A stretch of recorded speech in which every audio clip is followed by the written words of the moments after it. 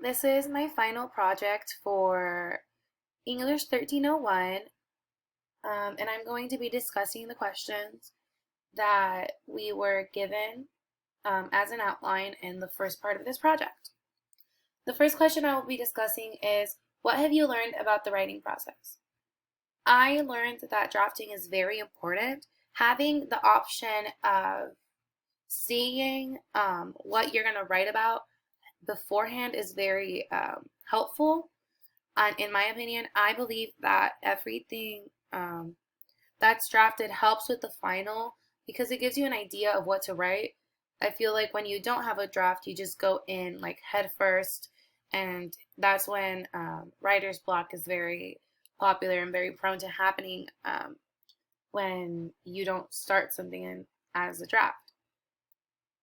In the past, I would not draft anything. When I was in high school, I hated drafting. I thought that drafting was useless and pointless to do. Um, but Bonnie taught us that drafting is very helpful when it comes to seeing our final project and seeing what we want to do at the end. In this class, I learned about drafting in assignment 3, and we learned how important it is to draft. And I will show you assignment 3 right now. This is my draft for assignment 3, a little bit messy. So I had all my options here, draft 1, option 1, option 2, and I put what I was going to do it about. I was considering an infographic or a video, and then this is my feedback request, and this is the feedback I got from one of my fellow peers.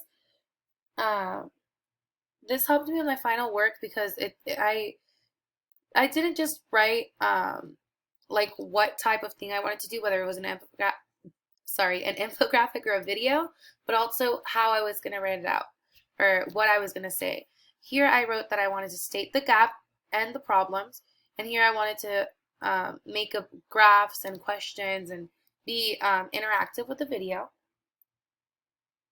It made it easy for me to see what I wanted to say in the infographic, and here's actually the infographic that I ended up using at the very end. Let's see if it loads here. Sorry, there you go. This is the infographic that I made. I wrote about how Latinos were not considered in any of my research, that they weren't considered as to how they find research, how they research biased sources, and how they can tell biased and unbiased sources apart from each other. In the future, this will help me because now I know how helpful it is to do things such as drafting. And when I have another research paper or when I have something to do for my major or my career, I can create a draft and my final will be done. My final will be helpful and perfect. The next question was, how has your research process developed?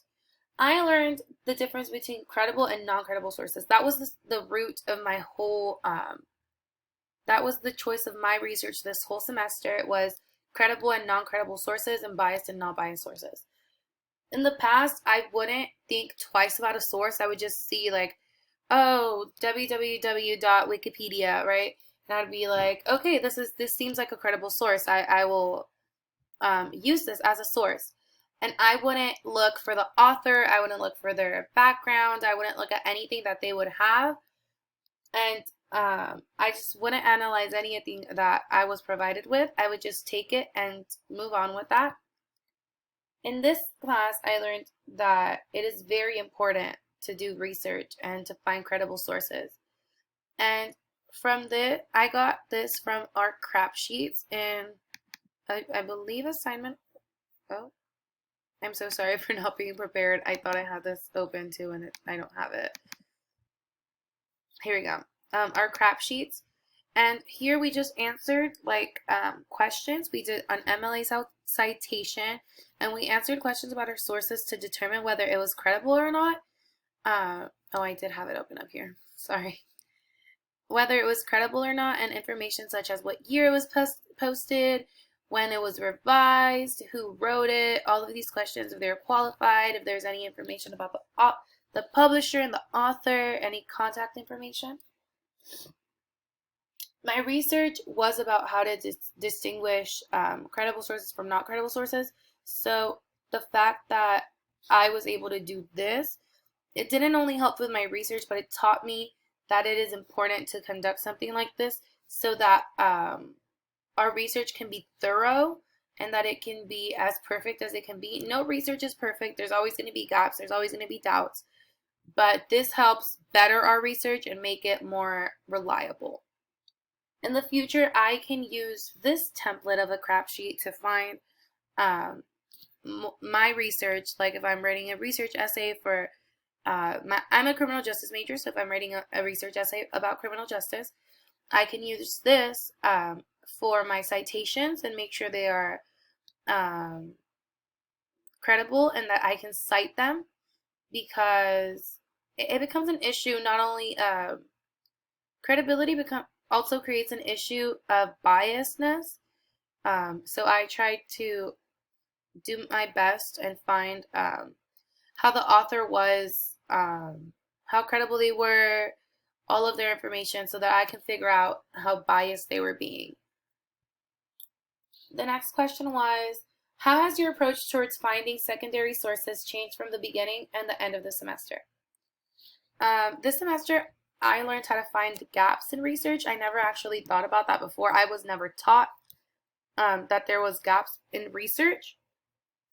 And in the past, I wouldn't acknowledge it because I was never taught that such thing as gaps. I never thought that there could be a gap in research. I always believed what I was presented with when I looked online for information.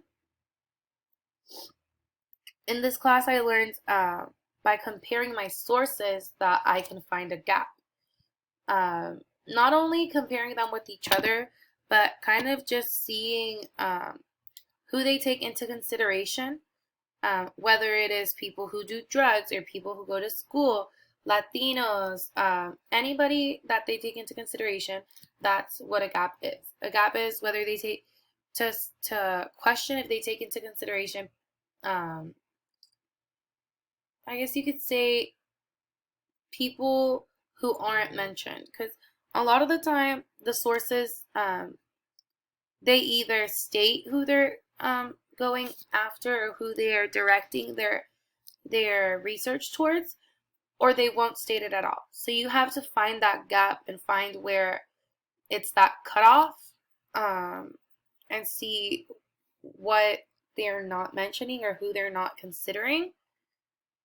The perfect example for this, in my opinion, was my podcast. I actually can't play it because I couldn't figure out how to do that.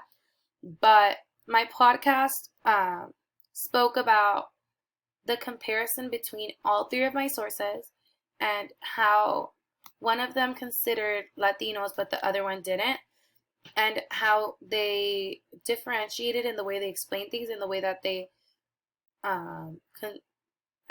conveyed people's perspectives. And it was easy for me to see what they were doing and what they were trying to say, but it was also, I feel like the minorities and stuff like that could feel left out. In the future, I can look for gaps and see who they aren't taking into consideration, and it helps with my research. It proves a point. It proves that there is a gap, and it proves that there is people out there who aren't being considered in this research, and it's very helpful. The next question is, how has your purpose developed through the semester? I learned that it is very important to consider your audience. I never thought about audience. I never considered my audience because I always wrote to complete an assignment, to get something done. It was never like, oh, these people want to hear about my experience with something. No, it was always, oh, I need to get this done. Let me type something up very quickly. So in the past, I would just disregard audience. I wouldn't pay attention to how people felt or how people would feel reading my passages. So it was a problem. It became an issue because I wouldn't consider people's perspectives. So that was a big issue. But in class, in English 1301, I learned that you have to interact with the audience to grab their attention and grasp their knowledge, and so you can get their point across, so you can get your point across, and that they can catch what you're trying to throw out. To get their attention on something that they don't know about. I feel like a lot of people, they think about biased sources, but they don't look into it. They don't analyze, they don't think twice about it. And I feel like it is very important to look into that because it is something that affects us when we are conducting research as students. So I think that it's important to look at the audience and grab their attention and kind of grasp them so that they can do as you say. In this, I chose assignment 5 for this, and it was my website. Oh, yes, that is the final website. Okay. So I kind of tried to grab my audience's attention in my website. I did an about the creator section so that people can relate to me. So I put that I'm a freshman at UTRGV who's 18 years old, and my aspirations and my dreams and what I'm majoring in. I feel like people could relate to that. People could be like, oh, that's cool. I'm a freshman too. I'm also studying criminal justice. So I feel like that was easy. I added my projects and added a little description so people could, I guess, be more interested into it.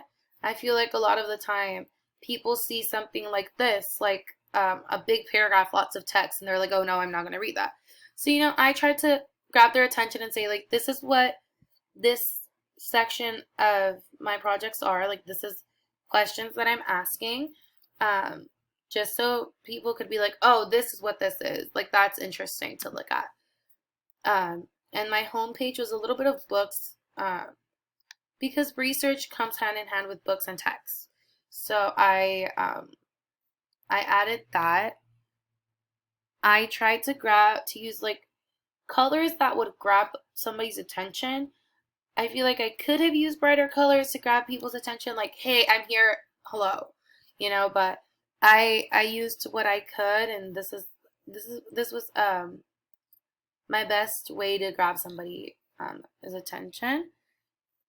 In the future, I can use grabbing the audience's attention in any other projects, because it's always important to do. It's always necessary to grab the audience's attention and keep them connected to what you're saying.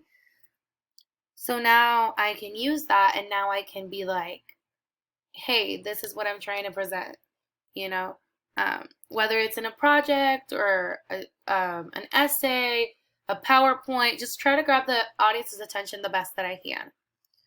The next question was, how do you analyze your audience and purpose to choose a form of or genre I'm so sorry, for a particular piece of writing? I try to choose things that appeal to my audience. That was the way that I saw it. Sorry, I need to go back to the website. Oh, I closed. Oh my gosh. I would deal by analyzing my audience by just, again, disregarding my audience and not really paying attention to it because I thought that it wasn't important. I tried to grab my audience's attention in this project by using fonts that look like appealing and fonts that look like that'll catch your eye, I guess you could say, because it looks neat, it looks clean. I tried to keep my website very simple, like little things that are very simplistic, so that I could grab the audience's attention.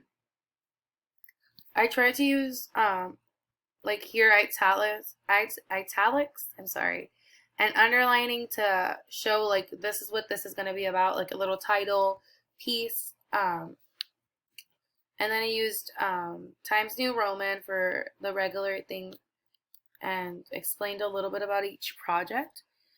I have to acknowledge my author. regardless of anything.